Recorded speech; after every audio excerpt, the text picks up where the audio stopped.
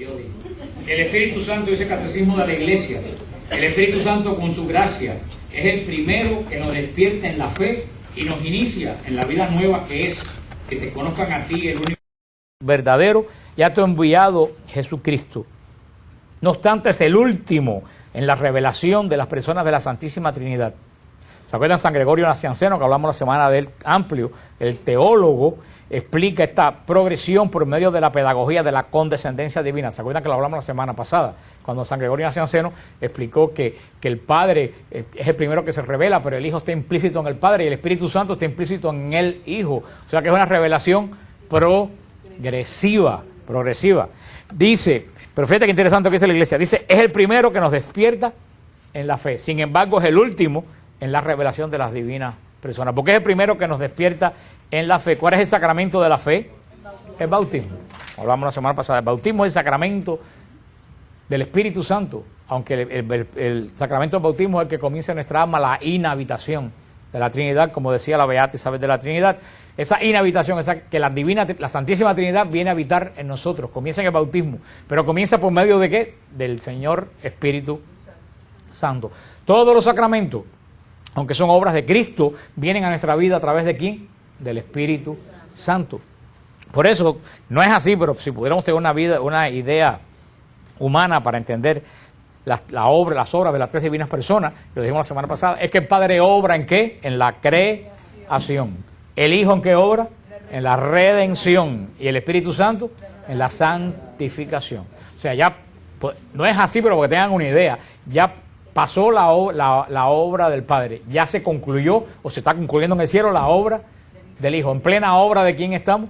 En la obra del Espíritu Santo. Podemos decir que estamos en la era del Espíritu Santo, por eso es el Señor de la Iglesia. El Espíritu Santo es el Señor de la Iglesia, porque esta es la era del Espíritu Santo. Es todo lo que la Iglesia actúa, aunque actúa por la obra de Cristo, viene a nosotros por la acción del Espíritu Santo, que decía San Gregorio Nacianceno, que aunque es el primero que nos introduce a la vida divina, es el último de la revelación, porque es el último revelado, por orden Padre, Hijo y Espíritu Santo.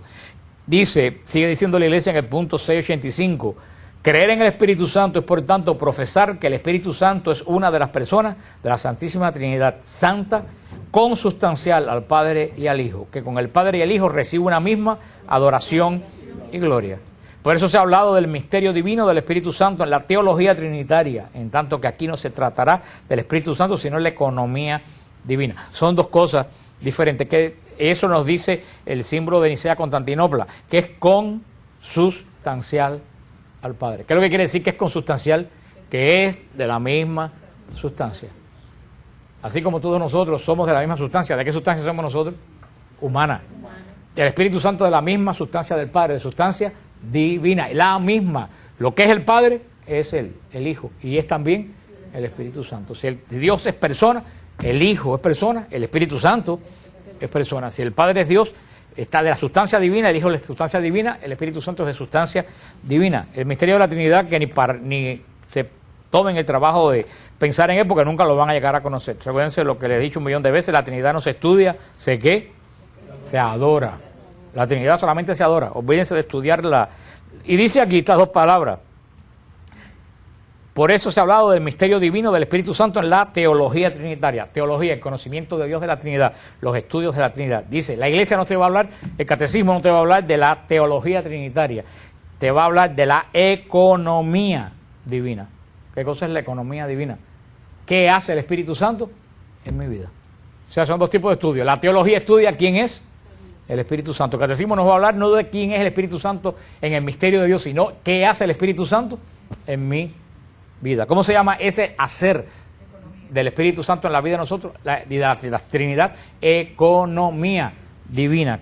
Cómo obra el Espíritu Santo en cada uno de los creyentes. Los nombres que se le han dado al Espíritu Santo en toda la historia de la Trinidad desde los primeros tiempos, implican que el Espíritu Santo es una persona. San Juan 14, 16 y Juan 16, 7 dicen claramente, llaman al Espíritu Santo el Consolador. Juan 14:16 y Juan 16:7, ¿cómo llaman al Espíritu Santo? Consolador. Es uno de los títulos que más se usa del Espíritu Santo. ¿Por qué? Porque el Espíritu Santo, ¿por qué el Espíritu Santo nos consuela? ¿De qué nos consuela el Espíritu Santo? Él nos restituye la gracia. Consuelo es cuando alguien pierde a alguien.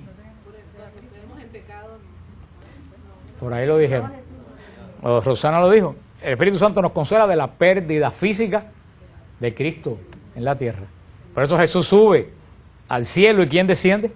El Espíritu Santo nos viene a consolar de esa ausencia, aunque Jesús está en la Eucaristía sacramentalmente, pero estamos hablando de la presencia de Jesús caminando como cada uno de nosotros. Esa presencia que cuando los apóstoles vieron a Jesús subir al cielo, les pareció que la tierra se había quedado vacía.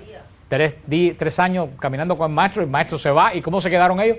Sin saber a dónde ir. Por eso el Espíritu Santo se llama el Consolador, es ese que nos consuela, porque viene a llenar nuestra vida. Y no solo nos viene a llenar nuestra vida, que nos presenta a Cristo de una forma diferente. ¿Cómo nos presenta el Espíritu Santo ahora a Cristo? ¿De qué forma? Sacramental. Es verdadera la presencia física, de eso no hay duda, pero ya no es Jesús con los ojos, la cabeza que veíamos con los ojos físicos. Ahora tenemos que verlo a través de los os de ¿qué? Del Espíritu, los ojos de la fe. Por eso la presencia física de Jesús es presencia física. ¿Pero de qué forma? Sacramental en la iglesia. Sacramentum quiere decir misterio. De una forma misteriosa. Y hasta quién es el Señor de la Eucaristía, quién es el que hace que el pan y el vino se transformen en el cuerpo y la sangre de Cristo. El Espíritu Santo. Por eso la gente, los protestantes que me dicen, ¿y por qué ustedes creen que es imposible pensar que un pedazo de pan y un pedazo de vino se convierten en el cuerpo y la sangre de Cristo? Yo le decía, si el Espíritu Santo en el vientre vacío de María, sin participación de hombre, pudo poner la segunda persona de la Trinidad, puede convertir el pan y el vino en cuerpo y sangre de Cristo, porque es el mismo Espíritu Santo. Por eso es lo que siempre les he dicho a ustedes cuando les explico la Eucaristía. Cada Eucaristía es una encarnación. Porque así como Jesús se encarnó en el vientre de María, Jesús vuelve a encarnarse en el altar, bajo la apariencia de pan y de vino. Por eso la Eucaristía es toda la vida de Cristo, porque cada Eucaristía es una epifanía. Epifanía quiere decir una manifestación para que sea adorado. Cada Eucaristía es el Calvario, la muerte de Cristo, lo hemos estudiado. Cada Eucaristía es la resurrección de Cristo. O sea, toda la Eucaristía es la acción de la vida de Cristo de forma sacramental. El Espíritu Santo muestra que es una persona. Esto es muy importante. ¿Por qué? Porque los testigos de Jehová y hasta algunas iglesias cristianas nuevas niegan que el Espíritu Santo es una persona. Las iglesias nuevas pentecostales ya no son trinitarias, son unitarias. Hay muchísimas iglesias protestantes pentecostales que niegan la Trinidad. Y aquí en Miami, no sé si Mildred sigue en el closet. Para los que están viendo esto no quiere decir que está metido en un cuarto allá atrás, no vayan a pensar nada mal. Pero Mildred una vez me llamó aterrada, porque había un pastor aquí en Miami, hace 2 o 3 años, un pastor aquí en Miami, en el radio en Miami, maldiciendo la Trinidad. Y Mildred se debe acordar, que hablaba en lo que ahora es radio, ¿cómo se llama? No, antes era Radio Fe, ahora se llama... No, esta radio, está la Radio Bambí, la cubanísima, ¿cómo se llama la otra? La Poderosa. Ahí tenía un programa por la mañana que estaba maldiciendo la Trinidad, un pastor pentecostal. Porque ahora ellos son unitarios, creen, eso es una herejía de los siglos I, creen que una sola persona de Dios se manifiesta en diferentes formas. Eso es totalmente una herejía. El Espíritu Santo es una persona, y la primera que vamos a ver es cómo el Espíritu Santo se asocia con personas también. Por ejemplo, en San Mateo 28,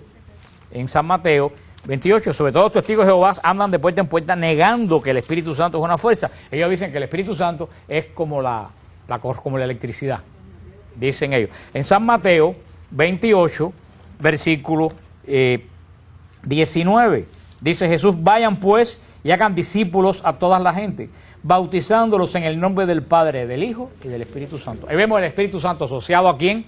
Al Padre y al Hijo. Ahora pregunto, ¿el Padre es una persona? ¿El Hijo es una persona? Pues el Espíritu Santo es una persona porque está asociado con otras dos. Y fíjate lo curioso que dice San Mateo 28, 19. Vayan pues y hagan discípulos en toda la gente, bautizándolos en el nombre. No dice en los nombres. No dice en los nombres. Dice en el nombre. Él es singular. En el nombre. ¿Y qué nombre dice? Un nombre que es tres personas. Allá hay una referencia tremenda al misterio de la santidad. Entonces, por asociación, el nombre del Espíritu Santo se asocia también con dos personas. En Hechos 15, busquen Hechos 15. Y hace tiempo que no utilizamos físicamente la Biblia, aunque yo sí la uso, pero ustedes que no buscamos. En Hechos 15, 28, en Hechos 15, 28, dice que hemos decidido el Espíritu Santo y nosotros no imponerle más carga que éstas sean indispensables. ¿Quiénes están hablando aquí? Los apóstoles en el concilio de Jerusalén. ¿Qué dicen los apóstoles? Hechos 15, 28, que hemos decidido el Espíritu Santo y nosotros no imponerle más carga. O sea, se está asociando los apóstoles ¿con quién? Con el Espíritu Santo. ¿Son personas los apóstoles? Por asociación también el Espíritu Santo es. Y vamos a verlo después cuando lleguemos ahí, que el Espíritu Santo también decide, porque dice, hemos decidido el Espíritu Santo y nosotros. Una fuerza no decide. ¿Quién es el único que puede decidir? Una persona, es que inclusive una persona que está en estado vegetal o una persona que tiene problemas mentales no tiene capacidad de decisión, solamente una persona. Aquí lo vemos bien claro. Segunda de Corintios, segunda carta de San Pablo a los Corintios, capítulo 13. Capítulo 13. Dice, versículo 13, dice, la gracia del Señor Jesucristo, el amor de Dios y la comunión del Espíritu Santo sea con todos ustedes. Vemos otra vez el Espíritu Santo relacionado ¿con quién? Con la gracia del Padre, la comunión, y junto con la comunión del Espíritu Santo, el amor del Padre, la gracia de Jesús y la comunión del Espíritu Santo. Lo vemos asociado también a personas. Vemos que el Espíritu Santo, podemos decir que es persona porque tiene asociación ¿con quién? Con personas, con los apóstoles, con el Padre y con el Hijo. Entonces, por asociación, y no se lo olviden, por asociación, podemos decir que el Espíritu Santo no es una fuerza, no es una emanación, no es un fantasma, es una persona. Pero también el Espíritu Santo tiene características personales. El Espíritu Santo tiene características personales. Lo vemos en Primera de Corintios. Primera de Corintios, capítulo 2. Primera de Corintios, si ustedes no lo quieren buscar, como se demoran tanto en manejar la Biblia, y eso es una señal de que no la manejan nunca. Porque si usted hay una persona, coge el timón del carro, y el carro se le va para aquí, y se le va para allá, y se apaga, y choca con una mata, ¿qué es lo que quiere decir? Que no maneja. Si ustedes andan buscando los Corintios y no lo encuentran por ningún lado, es que ustedes no están acostumbrados a manejar la Biblia.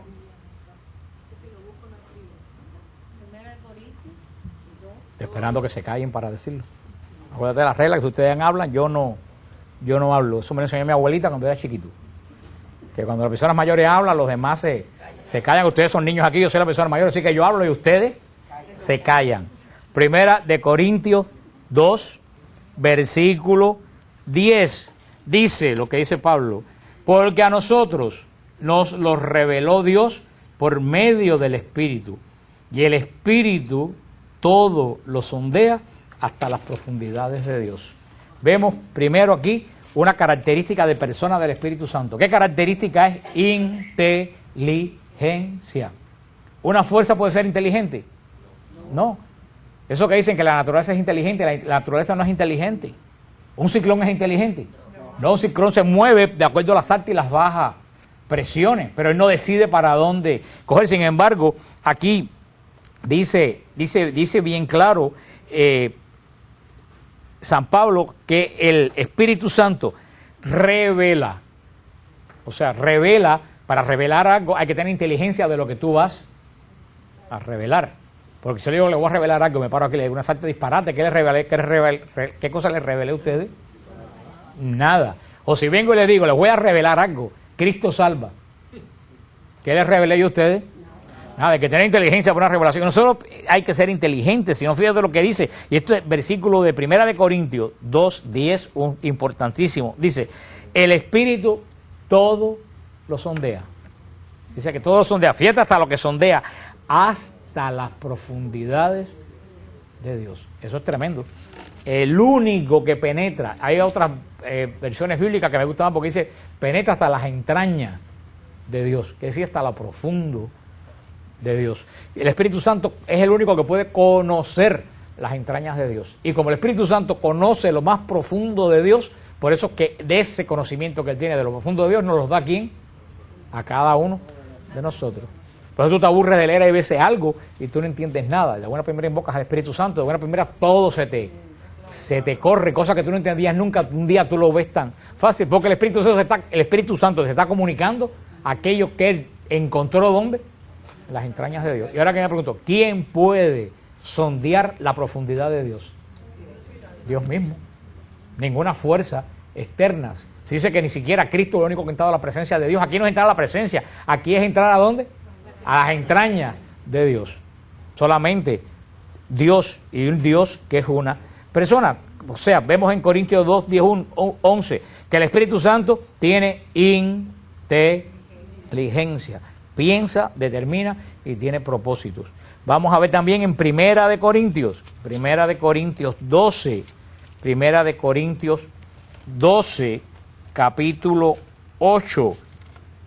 Primera de Corintios 12, capítulo 8, dice, porque a uno se le da por el Espíritu Santo palabra de sabiduría, a otro palabra de ciencia según el mismo Espíritu, a otro fe en el mismo Espíritu. O sea, vemos aquí que el Espíritu Santo, ¿qué cosa? Da. El Espíritu Santo da. Si el Espíritu Santo da, ¿qué es lo que quiere decir? Que tiene voluntad. Solamente una persona que tiene voluntad puede dar. Ustedes conocen a alguien que está catatónico. Una persona catatónica, una persona que está en estado vegetativo, ¿puede dar algo? No. O sea, una persona que da es una persona que tiene voluntad, que sabe que lo que posee y sabe que eso que posee lo puede dar. Él da a los cristianos todos los dones que dio desde el principio y los sigue dando. Y lo que dice el versículo 11 es muy importante. Pero todas estas cosas las obra un mismo y único Espíritu, distribuyéndolo a cada uno en particular según su voluntad. Ahí lo dice bien claro, el Espíritu Santo tiene voluntad. Porque él da no a lo loco, no es una piñata que él tira a ver lo que cae. A cada cual, evalúa a cada cual, y a esa persona que evalúa, le da según su voluntad. Y ese es el problema que lo veremos después cuando estudiemos los dones. Ese es el problema con los dones, que tú no puedes rechazar don que te dé, ni buscar don que no te dan. Porque el don que te dan proviene ¿de qué? De la voluntad del Espíritu Santo. ¿Qué es lo único que uno puede hacer con los dones? Aceptarlo y usarlo. No buscar el que no tiene y no usar el que te dieron. Es un gran pecado no usar el don que te da el Espíritu Santo. Y es un gran pecado ambicionar un don que a ti no te dieron. Recuérdate que todos esos dones vienen a ti por la voluntad. Entonces vemos que el Espíritu Santo tiene inteligencia y el Espíritu Santo tiene voluntad. Vamos a ver Romanos 15. Romanos 15. Romanos, la primera carta que está después de los Hechos de los Apóstoles. En Romanos 15:30, dice San Pablo en Romanos 15:30, les suplico, hermano, por nuestro Señor Jesucristo y por el amor del Espíritu Santo, que luchen juntamente conmigo en sus oraciones, rogando a Dios por mí. O sea, San Pablo dice, les suplico, hermanos, por nuestro Señor Jesucristo y por el, ¿qué cosa? Amor del Espíritu Santo. ¿Qué cosa es el amor? Una emoción. El Espíritu Santo ama. Luego, entonces el Espíritu Santo tiene ¿qué cosa? Emociones. Estamos viendo ya que el Espíritu Santo tiene inteligencia. ¿Tiene qué cosa? Voluntad. Ahora vimos que tiene emociones. Ama. Pero vamos a ver más todavía. En Efesios 4. En Efesios 4. Y esta palabra de la carta a los Efesios, es bien interesante. Efesios 4:30. Este es el problema de tener estampas en la Biblia. Dice que en el Siervo de Cristo Vivo dicen que no se puede tener estampas en la Biblia, pero no es porque sea malo, sino porque cuando tiene una pila de estampas, que es que abres una página, se te caen 6 o 7, y entonces tienes que estar recogiendo las estampas que se te caen. En Efesios 4:30 dice San Pablo: no entristezcan al Espíritu Santo de Dios, con el que fueron sellados para el día de la redención. No entristezcan al Espíritu Santo. Entonces el Espíritu Santo se puede entristecer. Fíjate, el Espíritu Santo tiene inteligencia, tiene voluntad, tiene emociones, ama. El Espíritu Santo se entristece. Vamos a la epístola a los Hebreos, que es la última de las epístolas de San Pablo. Hebreos 10, Hebreos 10, 29. Y esto sí es tremendo, anoten ahí Hebreos 10, 29. Dice: cuanto más severo castigo piensan cuán más severo castigo piensan que merecerá el que pisotee al Hijo de Dios y profane la sangre de la alianza que le santificó y ultraje al Espíritu Santo de la gracia. Pues conocemos al que dijo: mía es la venganza, yo haré lo merecido, y también el Señor juzgará a su pueblo. Es terrible caer en las manos del Dios vivo. Fíjate lo que dice San Pablo, que dice que el Espíritu Santo va a haber un gran castigo para el que pisotee al Hijo de Dios y profane la sangre de la alianza. Pero dice que también va a haber un castigo terrible para que quien ultraje al Espíritu Santo. Luego entonces, ultrajar, insultar, quiere decir, el Espíritu Santo puede ser insultado. Repetimos esta letanía para que por lo menos que se recuerden hasta las 11 de la noche. El Espíritu Santo tiene inteligencia, tiene voluntad, tiene emociones, como cuáles, como amar, se entristece y puede ser insultado. Vamos al Evangelio de San Mateo, capítulo 12. San Mateo, y apréndanse esto, lo pónganlo en una listita en la parte de atrás de la Biblia, en una lista para cuando los testigos de Jehová le vengan a decir que el Espíritu Santo es una fuerza. San Mateo 12, capítulo 31. San Mateo 12, capítulo 31. Y esto anótenlo también con rayas amarillas, rojas, verdes, con todo lo que tengan. San Mateo 12, 31. Dice Jesús: por eso les digo, todo pecado y blasfemia se perdonará a los hombres, pero la blasfemia contra el Espíritu Santo no será perdonada. Al que diga una palabra contra el Hijo del Hombre se le perdonará, pero al que la diga contra el Espíritu Santo no se le perdonará, ni en este mundo ni en el otro. El Espíritu Santo puede ser ofendido. Y fíjate lo que dice: la ofensa de Cristo se perdona, y la ofensa del Padre se perdona. La ofensa del Espíritu Santo no se perdona. Y fíjate lo que aclara: ni en esta vida ni en la otra. ¿Eso qué quiere decir? Jamás. Ahora tú me dices a mí: se puede ofender a la persona del Padre, se puede ofender a la persona del Hijo, y a una fuerza no se puede ofender. ¿Tiene sentido eso? No. ¿Por qué no se puede ofender al Espíritu Santo? Porque el Espíritu Santo es el Espíritu santificador. Cuando tú ofendes al Espíritu Santo, estás ofendiendo la santidad del mismo Dios. Anoten ese versículo. Y se ha discutido mucho qué cosa es la ofensa contra el Espíritu Santo. Esa ofensa que no se perdona. De todo lo que he leído del Espíritu Santo, la ofensa del Espíritu Santo, hay dos líneas, porque como Jesús no especifica cuál es el pecado imperdonable, y hay personas que se aterrorizan con esto. Pero primero que nada, usted tiene que tener en cuenta una cosa: para que haya pecado, para que uno tenga pecado, ¿qué es lo primero que uno tiene que tener? Conciencia de pecado y voluntad de pecar. Si tú no tienes conciencia de pecado, no es pecado. Si tú no sabes que algo es pecado y tú lo hiciste sin saber que es pecado, no hay pecado. Ahora, ojo, si tú haces algo creyendo que es pecado y no es pecado, es pecado. Porque es la conciencia que tú tienes de ofender a Dios. ¿Ustedes entienden eso? Hay gente que me ha dicho, yo no sabía que eso era pecado. Si tú de verdad no sabías, nunca nadie te dijo que era pecado, eso no es pecado. Porque hay que tener conciencia de pecado. Y segundo, que hay que tener voluntad de querer pecar. Yo sé que es pecado y lo voy a hacer porque a mí me da la gana.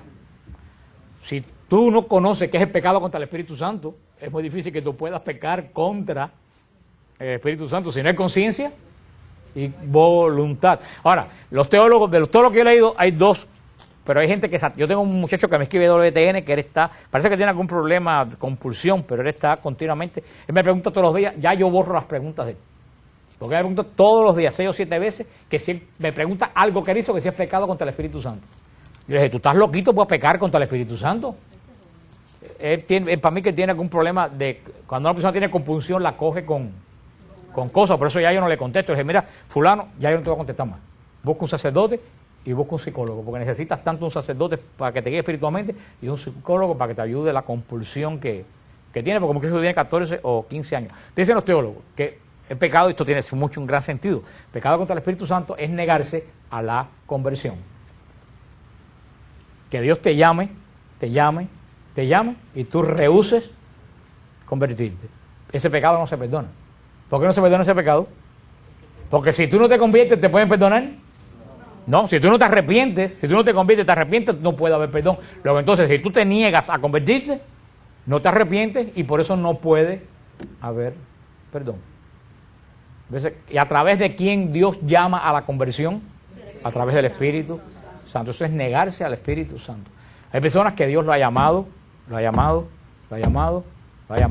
las buenas, a las malas, a las peores, y dice, no me da la gana. Ahí no hay perdón. Si muere en ese momento, no hay perdón.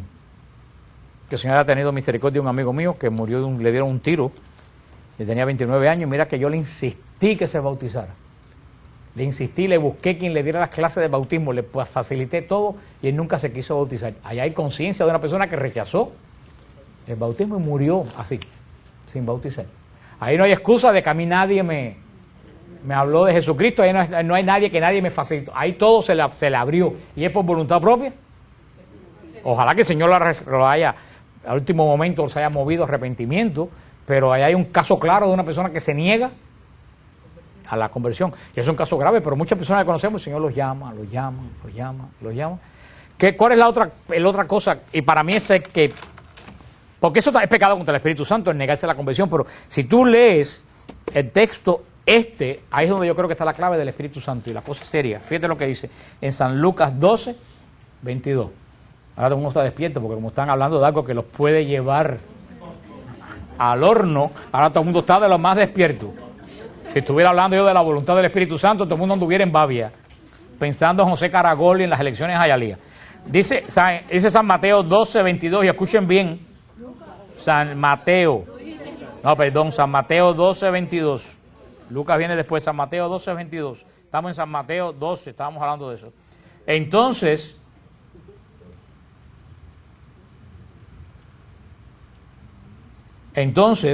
le fue presentado un endemoniado ciego y mudo, y lo curó de suerte que el mudo hablaba y veía. Y toda la gente asombrada decía, ¿no será este el hijo de David? Mas los fariseos al oírlo dijeron, este no expulsa a los demonios más que por Belcebú, el príncipe de los demonios. Jesús, conociendo sus pensamientos, le dijo, todo reino dividido contra sí mismo queda destruido, y toda ciudad o casa dividida contra sí mismo no podrá subsistir. Si Satanás expulsa a Satanás contra sí mismo, está dividido. ¿Cómo pues va a subsistir su reino? Y si yo expulso los demonios por Belcebú, ¿por quién los expulsan sus hijos? ¿Por quién los expulsa sus hijos? Por eso ellos serán sus jueces. Pero si por el Espíritu de Dios expulso yo los demonios, es que ha llegado usted del reino de Dios. ¿O cómo puede uno entrar en casa del fuerte y saquear sus pertenencias si no ata primero al fuerte? entonces podrá saquear su casa. El que no está conmigo, está contra mí. Y el que no recoge, conmigo desparrama. Por eso les digo, todo pecado y blasfemia se perdonará a los hombres, menos la blasfemia contra el Espíritu Santo. En el contexto que lo dice Jesús, y yo lo veo clarísimo, tanto en San Lucas como en San Mateo, yo lo veo clarísimo, el pecado del Espíritu Santo es, oigan bien, para mí el pecado contra el Espíritu Santo. También lo que dicen los teólogos, de negarse a la conversión, porque eso no te da arrepentimiento y no te da perdón, y si no hay perdón, ¿qué cosa hay? Condenación. Pero en el contexto que Jesús dice, el pecado contra el Espíritu Santo es deliberadamente, lo voy a repetir, deliberadamente, achacar la obra de Dios al demonio. Decir que una obra de Dios, deliberadamente, yo por maldad mía, decir que una obra de Dios es obra de ¿quién? Del demonio. Ahí tú estás poniendo la santidad de Dios, ¿dónde? En el inmundo. Pecado que no se perdona. Ojo a los protestantes. Porque si tú dices que una aparición de la Virgen, deliberadamente tú dices que es el demonio, estás achacando la obra de Dios al demonio, pecado que no se perdona. Cuidado a los protestantes. Si tú dices que en la iglesia católica, donde el Espíritu Santo se mueve, es la iglesia de Satanás y la ramera de Babilonia, pecado contra el Espíritu Santo que no se perdona. Ustedes me oirán a mí decir que el pastor fulano está loco, el otro pastor es un descarado, pero nunca me verán decir a mí que el pastor fulano de tal, nunca lo he dicho, trabaja por obra del demonio. Jamás lo digo, porque si ese hombre está haciendo la obra de Dios, yo puedo pecar contra el Espíritu Santo. Es una cosa muy santa que hay que tener muchísimo cuidado. Por eso le digo a muchas personas, antes de tú hacer un juicio, a los mismos católicos que no les gusta la renovación carismática, yo digo, antes de hacer un juicio de lo que tú ves en la renovación carismática, cierra la boca. Porque puede ser que termines pecando contra el Espíritu Santo. Y eso ya lo estamos haciendo deliberadamente. Achacar la obra de Dios. O sea, la obra que hace Dios, decir que es obra de ¿quién? Del demonio. Para mí ese es el pecado contra el Espíritu Santo. ¿Ustedes entendieron eso? ¿Cuál es el pecado contra el Espíritu Santo? Y Jesús bien claro, no se perdona ni en esta vida. Ojo, si Jesús dice que no se perdona en la otra, es específico decir que no se perdona en la otra, ¿qué es lo que quiere decir? Sí, pero por inducción quiere decir que si hay un pecado que no se perdona, quiere decir que hay pecado que sí se perdonan en la otra. Fíjate, si Jesús dice que no se perdona en esta vida, está bien, porque en esta vida se perdona y no se perdona. Pero si dice que no se perdona tampoco en la otra, si Jesús hace esa aclaración, es que hay pecado que sí se perdonan en la otra. ¿Dónde? En el purgatorio, los pecados veniales y las consecuencias del pecado. Ahí está clarísimo. Porque si Jesús, si no hubiera dicho, eso no se perdona en esta vida, y punto, porque sabemos que en la otra no hay nada chance. Pero Jesús hace la salvación. ¿Ustedes entienden eso? Pecado contra el Espíritu Santo. Vemos, ya para terminar, para después de la semana que viene vamos a ver las características de Dios del Espíritu Santo. El Espíritu Santo habla. Habla, ¿dónde el Espíritu Santo habla? En Apocalipsis 2. En Apocalipsis 2, yo se lo voy a leer porque ya estamos terminando, no hay tiempo que ustedes lo busquen, ustedes lo anotan. Apocalipsis 2:7. El que tenga oído oiga lo que el Espíritu dice a las iglesias. El Espíritu Santo habla. El Espíritu Santo intercede. ¿Dónde encontramos eso? En Romanos 8:26. Y de igual manera, también el Espíritu viene en ayuda de nuestra flaqueza, pues nosotros no sabemos pedir como conviene, mas el Espíritu mismo intercede por nosotros con gemidos inefables. El Espíritu Santo intercede. Juan 14:26. San Juan 14:26, y no lo voy a leer, solamente se lo voy a decir, dice que el Espíritu Santo enseña. Lo digo la semana, cuando venga el Consolador, Él los enseñará a la plenitud de la doctrina. ¿Se acuerdan cuando lo hablamos la semana pasada? El Espíritu Santo guía. ¿Dónde encontramos que el Espíritu Santo guía? En Hechos 16, Hechos de los Apóstoles 16, donde dice, del 6 en adelante, atravesaron Frigia y la región de Galacia, pues el Espíritu Santo les había impedido predicar la palabra en Asia. Estando ya cerca de Misia, intentaron dirigirse a Bitinia, pero no se lo consintió el Espíritu Santo. Tú ves, el Espíritu Santo le dice, no vayas por aquí, no vayas por allí. El Espíritu Santo guía y el Espíritu Santo llama. ¿Dónde vemos que el Espíritu Santo llama? En Hechos 13:2. Mientras estaba celebrando el culto del Señor y ayunando, dijo el Espíritu Santo, sepárenme ya a Bernabé y a Saulo para la obra a los que los tengo llamados.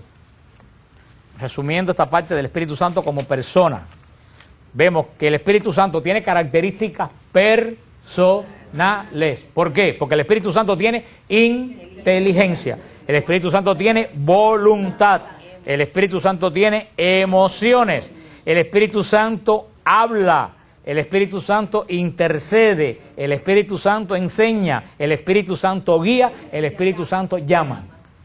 Entonces les digo, tener inteligencia, tener voluntad, hablar, interceder, enseñar, guiar y llamar son características de una persona, no es característica de una fuerza.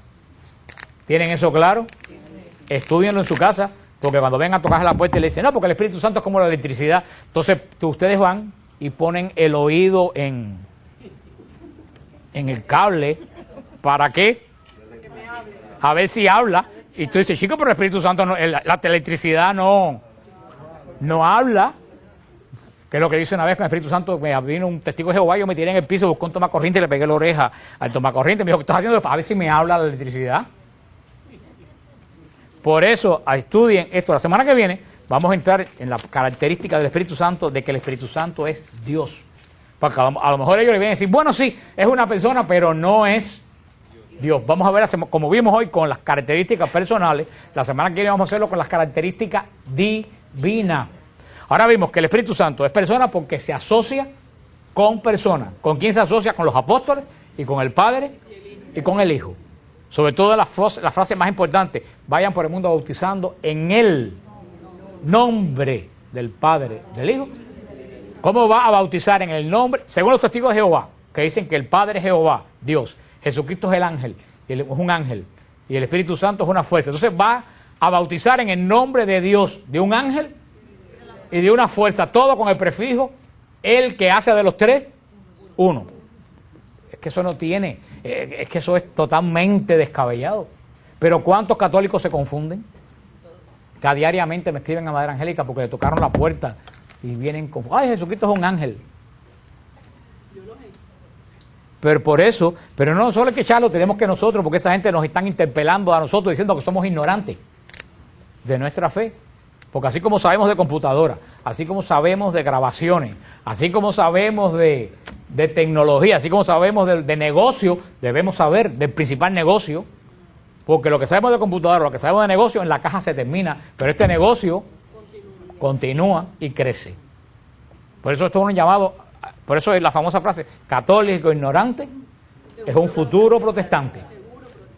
Yo no conozco a ningún católico que conozca su fe que se haya ido de la iglesia. Los ignorantes son los que se van de la iglesia, los que no están seguros de su fe. La semana que viene vamos a hablar de las características de Dios, seguiremos hablando de los dones, de los frutos, que pues, se habla mucho de los carismas, pero casi nadie habla de los frutos. Y muchas veces los frutos son más importantes que los carismas, porque con los carismas te vas para el infierno, y con los frutos no. Tú con todos los carismas del mundo te vas al infierno. Y lo dice Jesús bien claro, Señor, en tu nombre sanamos enfermos, liberamos demonios, no los conozco, hacedores de maldad. No le dice que no lo hicieron, sí lo hicieron, pero no los reconoce. Sin embargo, yo creo que se hace mucho énfasis en los carismas y no se hace énfasis en los frutos. Vamos a hablar de los frutos del Espíritu Santo, que es lo que nos santifica. O sea que y al final, cuando terminemos este estudio del Espíritu Santo, antes de entrar en el último estudio de la iglesia, que va a estar muy interesante, porque vamos a ver qué son los cardenales, qué son los obispos, las órdenes de la iglesia, todo eso, antes de entrar en el estudio de la iglesia, cuando terminemos el estudio del Espíritu Santo, vamos a tener una noche de fusión del Espíritu Santo. Así que, con eso terminamos la clase de hoy, brevemente. Había una hermana que me pidió el otro día que hablara del viaje que tuvimos, o sea que por 15 días lo voy a resumir en 5 minutos. Así que van a pasar más rápido de lo que pasamos nosotros por los lugares. Porque como yo llegué del viaje, fue la misa del padre Saúl y la semana pasada fue el jolgorio de los $600, que después se los voy a recordar. No hubo tiempo. Tuvimos verdaderamente, aquí está Marta María y está Roxana, que fueron alguien más, pues yo sé, andan perdido alguien más aquí fue, yo creo que nadie más. Ay, José, que José está por allá atrás, que no lo veo. Ah, míralo allá. Y José, que inclusive durmió conmigo una noche y dice que ronco, pero, lo cual es cierto. Pero, tuvimos un viaje, si algo se me olvida, ustedes me lo recuerdan, tuvimos un viaje muy bendecido. Fue un viaje bien bonito donde el Señor hizo grandes cosas en la gente que participaron. Llegamos a Barcelona, que es una ciudad, para mí una ciudad más linda de España, más que todavía Barcelona conserva esa característica señorial que Madrid lo perdió por completo. Tuvimos en Barcelona el día libre, nosotros un grupo que me conoce a mí, confía en mí, nos fuimos al monasterio de Poblet de Llobregat, porque hubieron otra gente que empezaron, ¿y qué santo está enterrado allí? ¿Y en qué año? Digo, no, ustedes no van, se acabó, ya.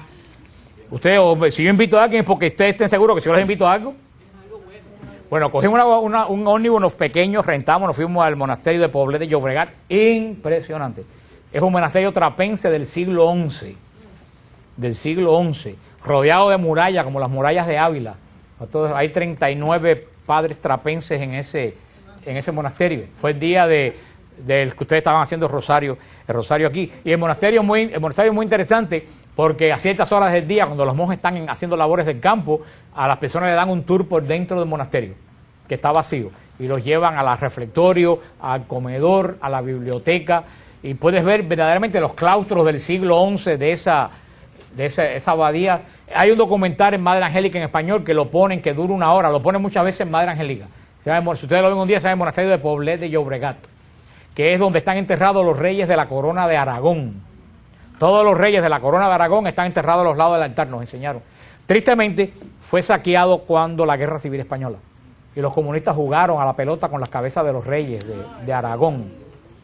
Y desbarataron el monasterio, robaron, o sea, lo único que está es el monasterio. Todas las cosas, los vasos sagrados de cientos de años, todos fueron robados y perdidos. Pero pudieron reconstruir más o menos como era el monasterio en el siglo XI. Valió la pena la visita esa. Después también nosotros el día libre en Barcelona, aparte de dar una pata descomunal, fuimos a la misa de 10 de la Catedral de Barcelona, una misa con una clase de coro en latín, una misa preciosa del Cabildo de la Catedral, y fue un día muy interesante porque fue el día de la batalla de Lepanto, el 7 de octubre, y en la catedral, en una capilla, está el Cristo que iba en la nave principal de la batalla de Lepanto. Está el Cristo que llevaba don Juan de Austria, que ganó la batalla de Lepanto. Pudimos orar delante del Cristo que dio la victoria sobre los turcos, que si no vence la iglesia en la batalla de Lepanto, hoy en día todas ustedes estuvieran con una burka en la cabeza. Tuvimos también en el día libre en Barcelona, estuvimos en la Basílica de Nuestra Señora de la Merced. La Virgen de la Merced se apareció allí, en Barcelona. Allí es donde tiene origen el culto de la Virgen de la Merced. Y pudimos subir al camarino de la Virgen y besar ¿cómo se llama? El escapulario. Pero lo curioso es que la Virgen de la Merced no tiene nada que ver, esta es la Virgen de la Merced. Pero lo curioso es que la Virgen de la Merced no tiene nada que ver con la Virgen de la Merced que conocemos nosotros. La original de ahí, porque la que conocemos está vestida de blanco. No, la estatua de la Virgen está sentada y tiene al niño sentado sobre los pies. Y no tiene velo, tiene pelo y la corona. Es una imagen muy antigua. Después, es de madera, una imagen grande de madera. Después de eso, pues ya como grupo fuimos a Montserrat, una experiencia, ¿verdad? Tuvimos misa allí en Montserrat, en la cripta de la iglesia, una experiencia muy bonita, porque verdad que Montserrat es algo espectacular. De ahí cruzamos y fuimos a Lourdes. Llegamos a Lourdes. Y le digo, he estado 4 veces en Lourdes, pero esta es la vez que más a mí Lourdes más me ha tocado. Una experiencia espectacular.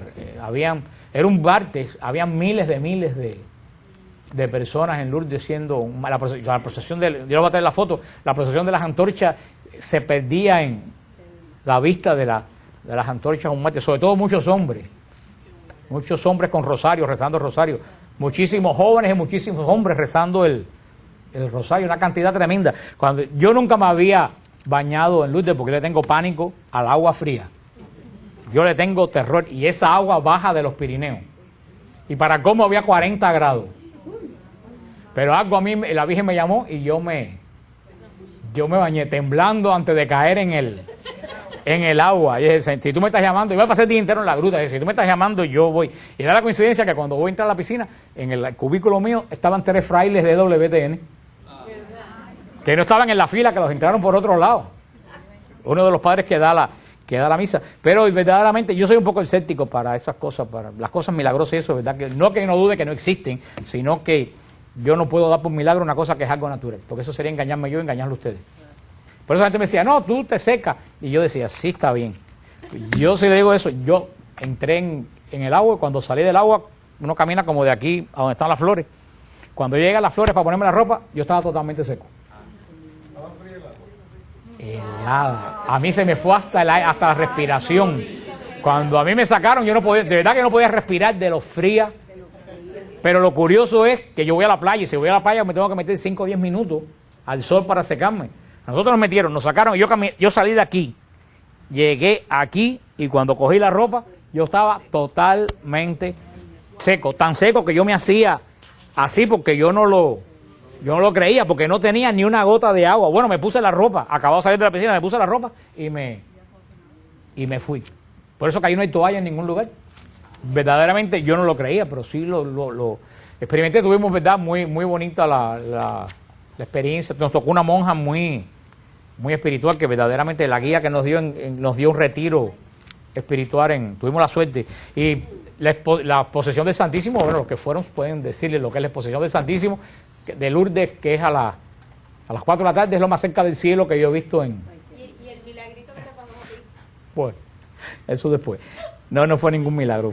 Es una basílica subterránea que caben 10.000 personas.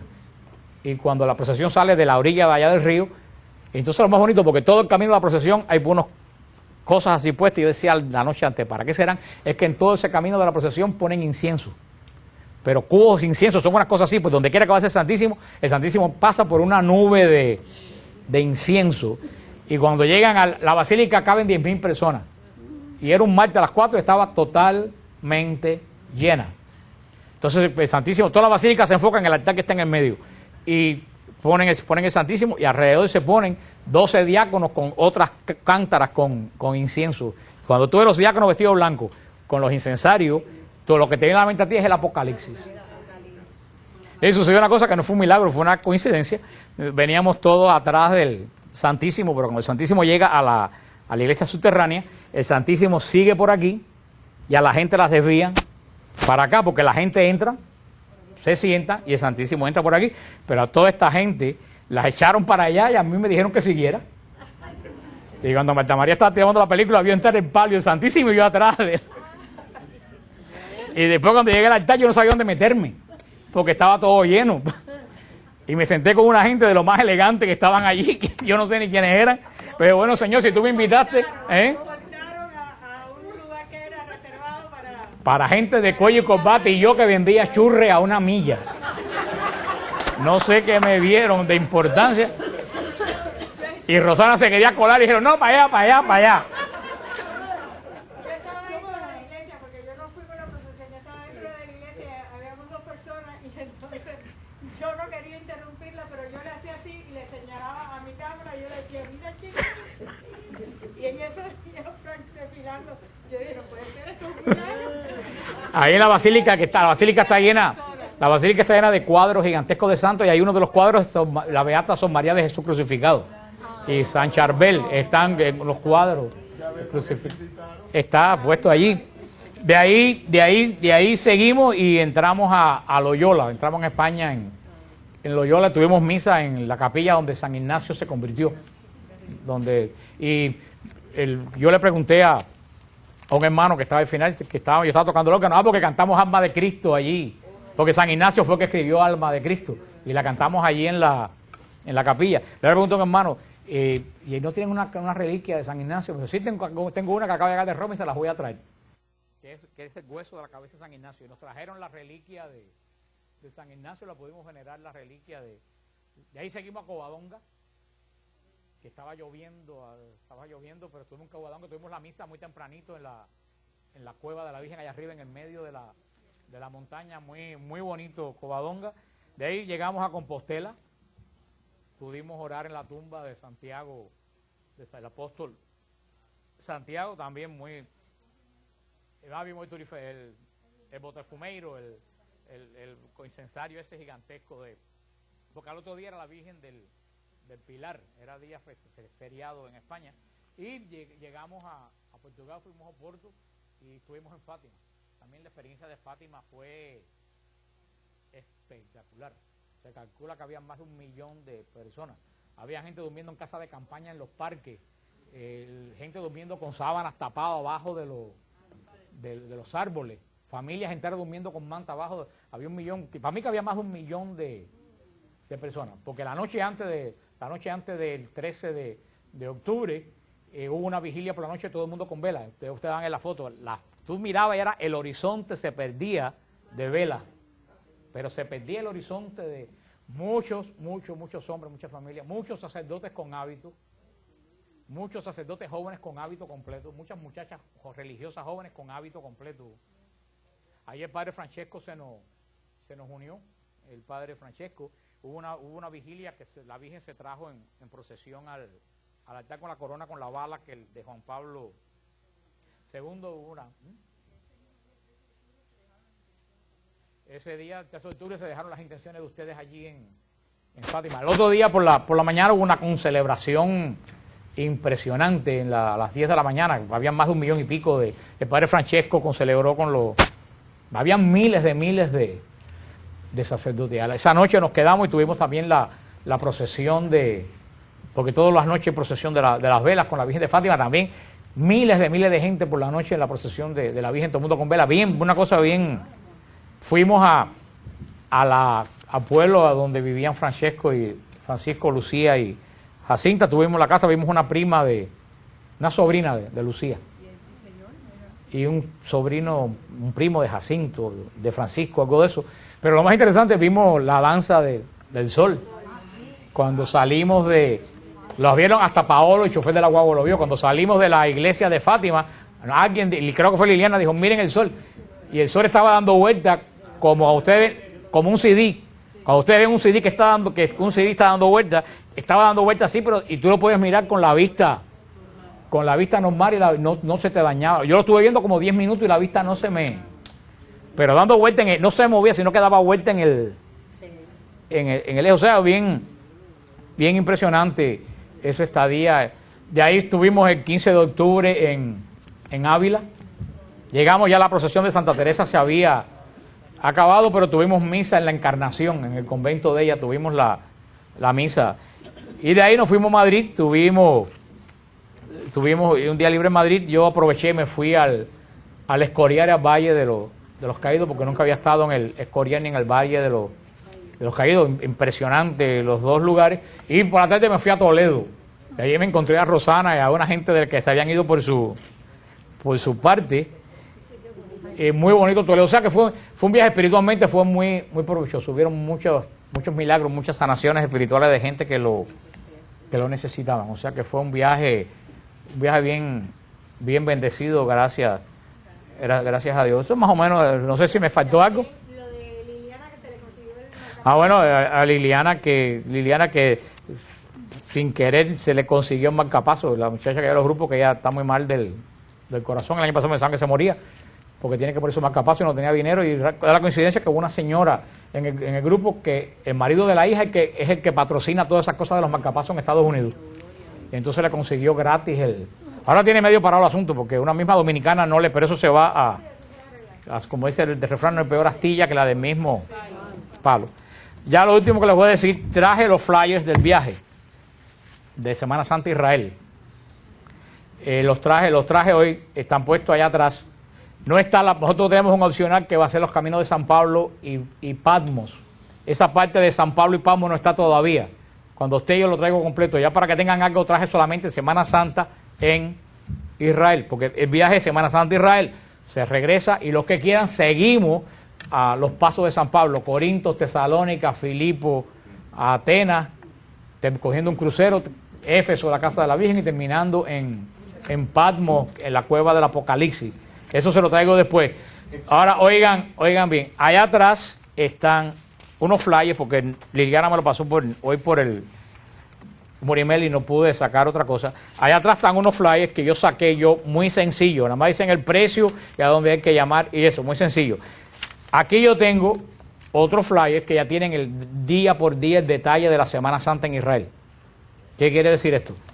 Si tú estás ya decidido a ir, a no ser que te mueras, como dice Luisito, me te lleve el Señor, pero si tú estás decidido a ir ya, tú vienes aquí y me pides el fly que tiene todo detenidamente, yo se los doy. Si tú lo vas a pensar, llévate entonces el que está allá atrás, que es más simple, porque esto es para personas que ya de verdad, si tú eres ilegal, no tienes dinero y tienes 9 muchachos, no te lleves este fly, porque hay muy pocas posibilidades de que tú vayas, aunque el Señor hace milagros, porque yo los he visto.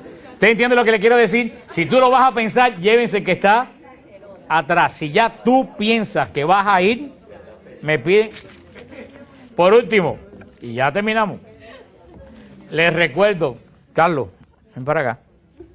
Les recuerdo que Carlos se ha metido en un lío tremendo. Carlos es la persona que va a estar. El otro día por la mañana hubo una celebración impresionante a las 10 de la mañana. Habían más de 1 millón y pico el padre Francesco celebró con los. Habían miles de sacerdotes. Esa noche nos quedamos y tuvimos también la procesión porque todas las noches hay procesión de las velas con la Virgen de Fátima, también miles de gente por la noche en la procesión de la Virgen, todo el mundo con velas, una cosa bien. Fuimos al pueblo a donde vivían Francisco, Lucía y Jacinta, tuvimos la casa, vimos una sobrina de Lucía. Y un primo de Jacinto, de Francisco, algo de eso. Pero lo más interesante, vimos la danza del sol. Cuando salimos los vieron hasta Paolo, el chofer de la guagua lo vio. Cuando salimos de la iglesia de Fátima, alguien, creo que fue Liliana, dijo, miren el sol. Y el sol estaba dando vuelta como un CD. Cuando ustedes ven un CD que un CD está dando vuelta, estaba dando vuelta así, y tú lo puedes mirar con la vista normal y no se te dañaba. Yo lo estuve viendo como 10 minutos y la vista pero dando vuelta no se movía, sino que daba vuelta en el eje. O sea, bien impresionante esa estadía. De ahí estuvimos el 15 de octubre en Ávila. Llegamos ya a la procesión de Santa Teresa, se había acabado, pero tuvimos misa en la Encarnación, en el convento de ella, tuvimos la misa. Y de ahí nos fuimos a Madrid, tuvimos un día libre en Madrid. Yo aproveché, me fui al Escorial, al Valle de los Caídos, porque nunca había estado en el Escorial ni en el Valle de los Caídos. Impresionante los dos lugares. Y por la tarde me fui a Toledo. Y ahí me encontré a Rosana y a una gente del que se habían ido por su parte. Muy bonito Toledo. O sea que fue un viaje espiritualmente, fue muy provechoso. Hubieron muchos milagros, muchas sanaciones espirituales de gente que lo necesitaban. O sea que fue un viaje bien bendecido, gracias a Dios. Eso más o menos, no sé si me faltó algo. Lo de Liliana, que se le consiguió el Bueno, a Liliana que sin querer se le consiguió un marcapaso, la muchacha que de los grupos, que ya está muy mal del corazón. El año pasado me pensaban que se moría porque tiene que poner su marcapaso y no tenía dinero, y da la coincidencia que hubo una señora en el grupo que el marido de la hija es el que patrocina todas esas cosas de los marcapasos en Estados Unidos. Y entonces le consiguió gratis Ahora tiene medio parado el asunto, porque una misma dominicana pero eso se va como dice el refrán, no es peor astilla que la del mismo palo. Ya lo último que les voy a decir, traje los flyers del viaje de Semana Santa Israel. Los traje hoy, están puestos allá atrás. Nosotros tenemos un opcional que va a ser los caminos de San Pablo y Patmos. Esa parte de San Pablo y Patmos no está todavía. Cuando yo lo traigo completo, ya para que tengan algo, traje solamente Semana Santa en Israel, porque el viaje de Semana Santa Israel se regresa, y los que quieran seguimos a los pasos de San Pablo, Corinto, Tesalónica, Filipo, Atenas, cogiendo un crucero, Éfeso, la casa de la Virgen, y terminando en Patmos, en la cueva del Apocalipsis. Eso se lo traigo después. Ahora, oigan bien, allá atrás están unos flyers, porque Liliana me lo pasó hoy por el email y no pude sacar otra cosa. Allá atrás están unos flyers que yo saqué muy sencillo, nada más dicen el precio y a dónde hay que llamar y eso, muy sencillo. Aquí yo tengo otros flyers que ya tienen el día por día el detalle de la Semana Santa en Israel. ¿Qué quiere decir esto?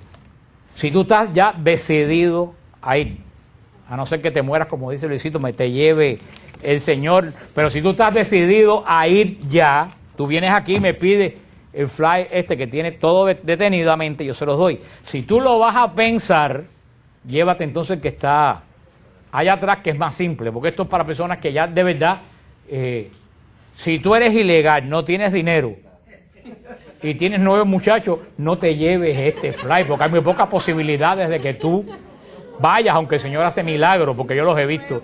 ¿Usted entiende lo que le quiero decir? Si tú lo vas a pensar, llévense el que está atrás. Si ya tú piensas que vas a ir, me piden.